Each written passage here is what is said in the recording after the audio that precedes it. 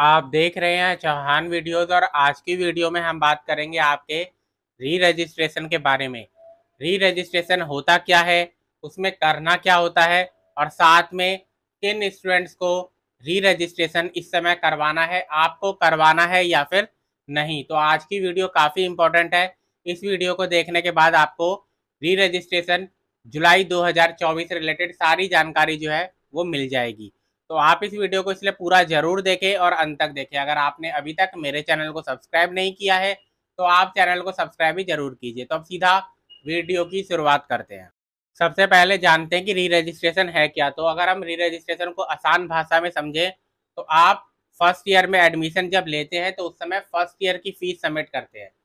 उसके बाद 1 साल बाद आपको सेकेंड ईयर की फीस जो सबमिट करनी होती है और अपने सेकेंड ईयर के सब्जेक्ट को सिलेक्ट करना होता है, उसी को ही री रजिस्ट्रेशन कहा जाता है इग्नू के अंदर। तो आपको जो सेकेंड ईयर की फीस सबमिट करनी होती है, उसके बाद अगले साल थर्ड ईयर की फीस सबमिट करनी होती है, उसी को ही री रजिस्ट्रेशन इग्नू के अंदर कहा जाता है। तो एक होता है फ्रेश एडमिशन, और जिसमें आप पहली बार इग्नू के अंदर एडमिशन लेते हैं, फिर वो चाहे bachelor degree, master degree, diploma या सर्टिफिकेट में हो।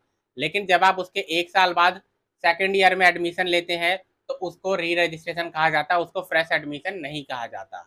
उसके बाद आपको ये जानना बहुत ज़रूरी है कि चाहे आप अपने फर्स्ट ईयर के एग्ज़ाम दे या नहीं दे, आप उनमें पास हो या फिर नहीं हो, एक बार जब आप री रजिस्ट्रेशन के लिए एलिजिबल हो जाते हैं अपने नेक्स्ट ईयर के लिए, तो उसके बाद आपको री रजिस्ट्रेशन करना होता है। यानी कि जून 2024 में आप अपने फर्स्ट ईयर के एग्ज़ाम देंगे, चाहे आप उनमें फिर पास हो या फिर आप उनमें से कुछ एग्ज़ाम को लीव कर दें, फिर भी आपको जुलाई 2024 का अपना सेकेंड ईयर का री रजिस्ट्रेशन करवाना होगा।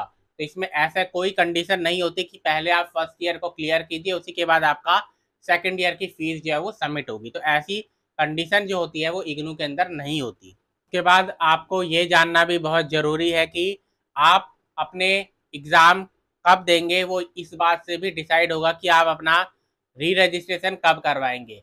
यानी कि अगर आप सेकेंड ईयर का री रजिस्ट्रेशन जुलाई 2024 में करवाते हैं तो इसका मतलब ये है कि आप उन सब्जेक्ट्स के एग्ज़ाम देने के लिए जून 2025 में, यानी कि 1 साल बाद एलिजिबल हो जाएंगे।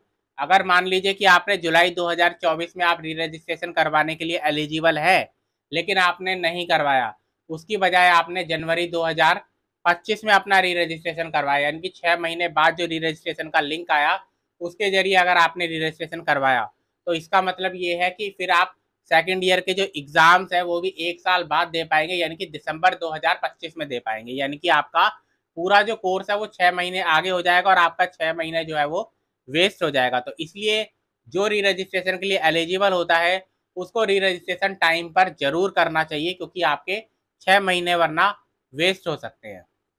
उसके बाद आप अगर टाइम पर अपना री रजिस्ट्रेशन करते हैं तो आपकी बुक्स भी आपको टाइम पर मिल जाएंगी। आप जानते हैं कि आपके जो एग्ज़ाम है वो या तो जून में कंडक्ट करवाए जाते हैं या दिसंबर में होते हैं।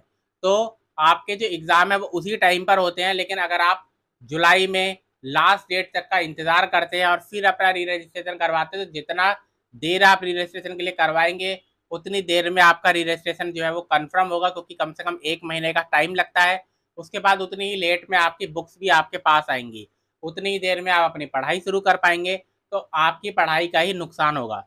तो इसलिए आप टाइम पर अगर री रजिस्ट्रेशन कर देते हैं तो टाइम पर आपका जो री रजिस्ट्रेशन है वो कंफर्म हो जाएगा, और उसके बाद टाइम पर आपको जो बुक्स है वो भी मिल जाएंगी और आपकी टाइम पर पढ़ाई भी शुरू हो पाएगी।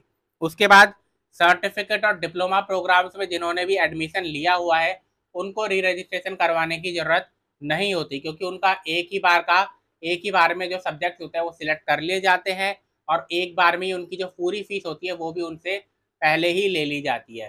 तो सर्टिफिकेट कोर्स है, चाहे पोस्ट ग्रेजुएट सर्टिफिकेट कोर्स है, डिप्लोमा कोर्स है या फिर पोस्ट ग्रेजुएट डिप्लोमा कोर्स है, आपको उन सब्जेक्ट के लिए री रजिस्ट्रेशन करवाने की ज़रूरत नहीं है।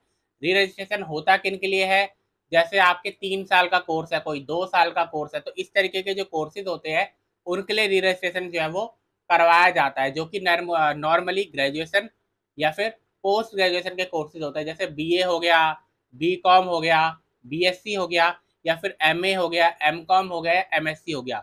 और इससे रिलेटेड जो भी कोर्सेज होते हैं, जैसे बीए के अंदर चाहे बीए इंग्लिश है, संस्कृत है, हिंदी है इकोनॉमिक्स है, पॉलिटिकल साइंस है, जितने भी बीए के अंदर कोर्सेज आते हैं, बीएससी के अंदर भी चाहे फिजिक्स का है, केमिस्ट्री का है या फिर मैथमेटिक्स का है, सबके अंदर।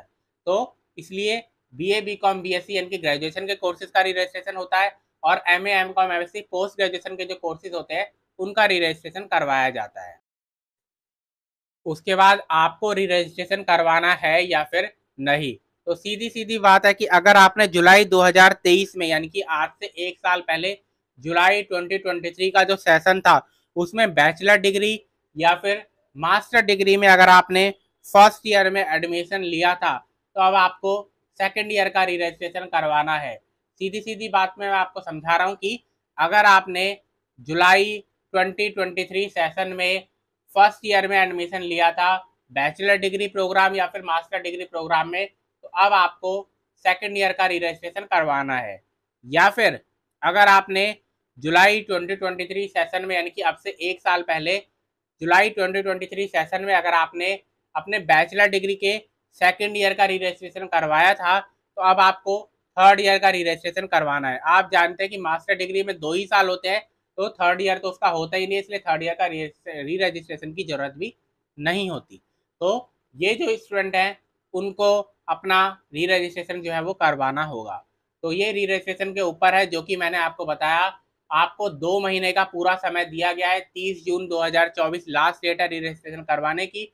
आप अपना री रजिस्ट्रेशन करवा सकते हैं अगर आप एलिजिबल है। तो आज की वीडियो में इतना ही। वीडियो अगर आपको पसंद है तो वीडियो को लाइक जरूर कीजिए, शेयर जरूर कीजिए।